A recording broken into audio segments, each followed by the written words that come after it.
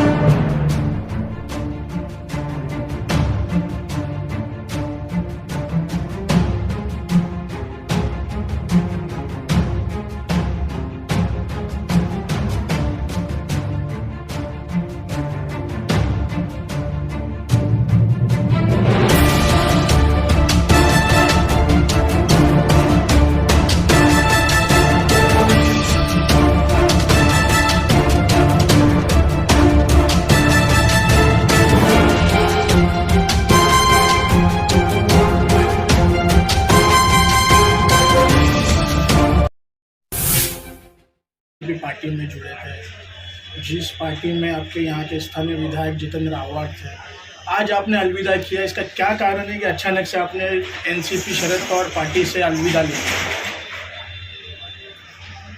बहुत सारे कारण हैं इसके,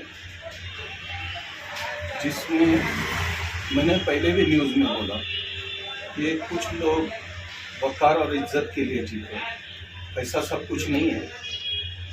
वक़ार और इज्जत के लिए मैं था और बहुत मेहनत से, कुर्बानी से काम किया मैंने पार्टी के अंदर।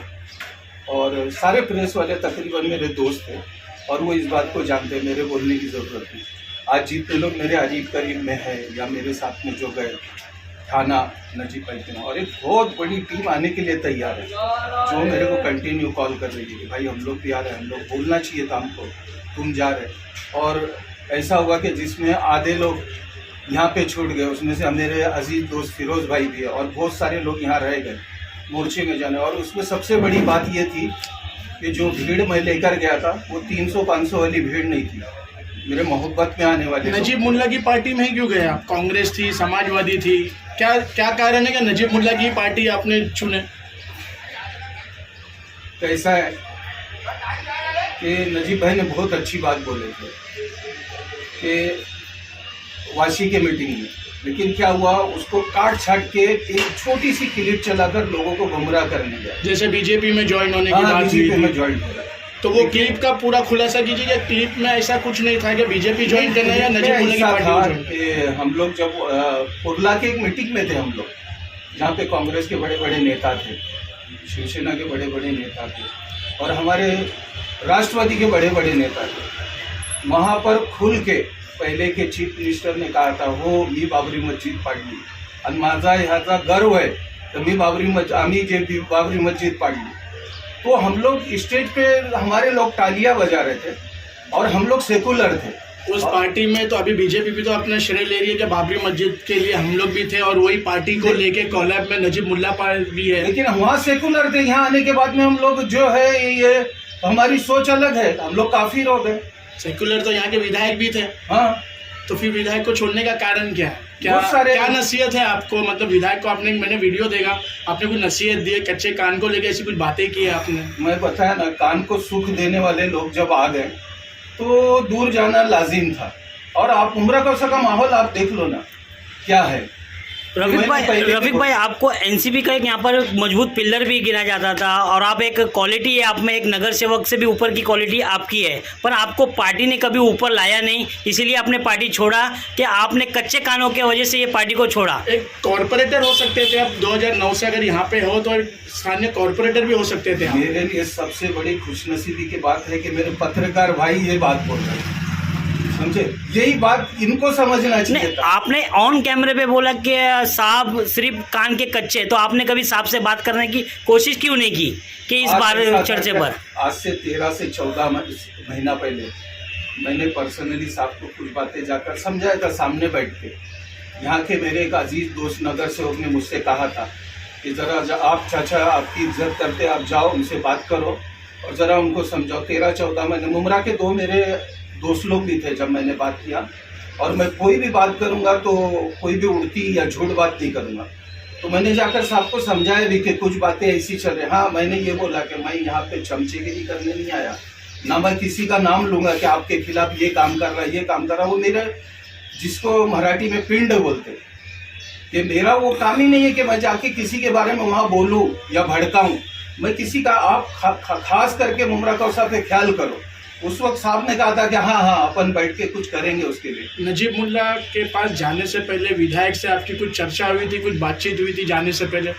नहीं, मैंने देखा कि नज़रअंदाज किया जा रहा है बहुत जगह पे, और शायद उसकी वजह होगी क्योंकि कान भरने वाले लोग ऐसे थे कि मैं बताऊं कि पहले न्यूज़ में नहीं बोला, किसी ने एक फेक आईडी बनाया था रफीक शेख बोल के, और दूसरे पार्टियों के लीडरों को वो टैग करता था, तारीफ करता था। तो मेरे को एक हमारे पार्टी के आदमी ने बोला, अरे आप रफीक भाई ऐसा क्यों करते? मैंने बताया आईडी मेरी, देखो ये मेरी आईडी नहीं है, किसी ने फेक आईडी बनाकर ये काम चला है।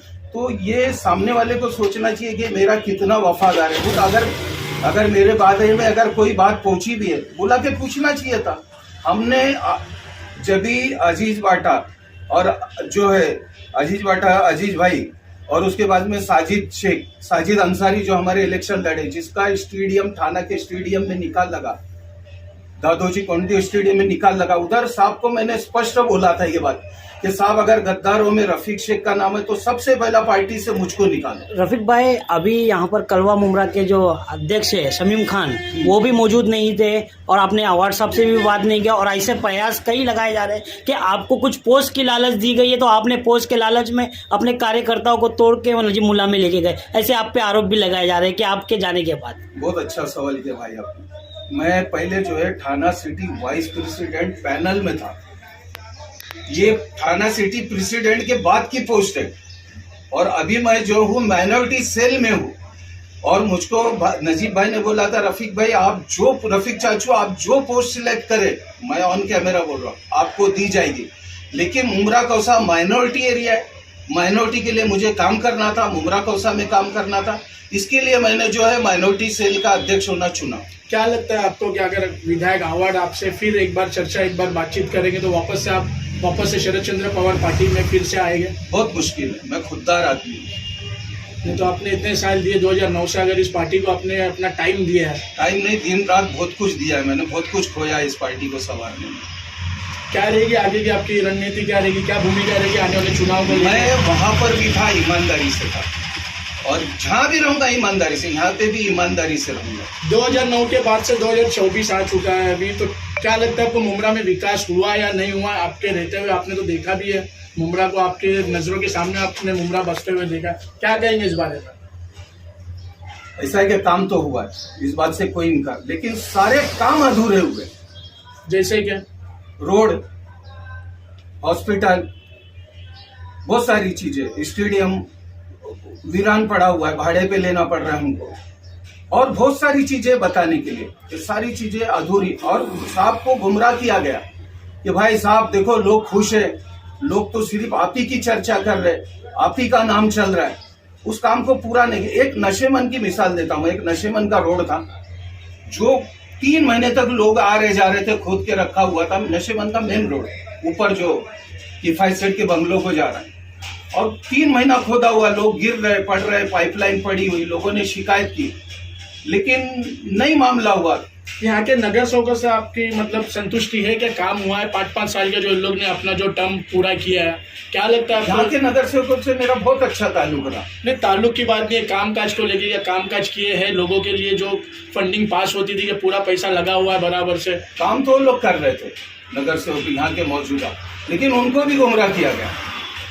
रफीक भाई, जैसा कि कल एक इंटरव्यू चला और एक वीडियो भी बहुत वायरल हो रहा है, नजीब भाई ने एक मुसलमानों से अपील की है कि मुसलमानों को बीजेपी ज्वाइन करना चाहिए। नहीं, यही होता है कि वो नहीं बोले थे, मैं तुमको खुलासा कर दूं, उन्होंने ये बोला था कि बाबरी मस्जिद की जगह पे मंदिर बनना चाहिए।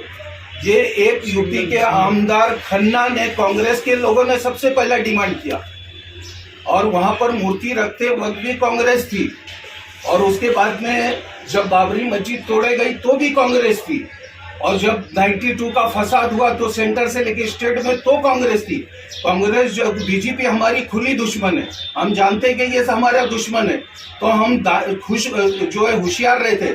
और ये जो पीछे से कांग्रेस वार कर रहे, इससे तुमको बचना चाहिए। बीजेपी में आने को कहीं पे भी नजीब भाई ने नहीं बोला।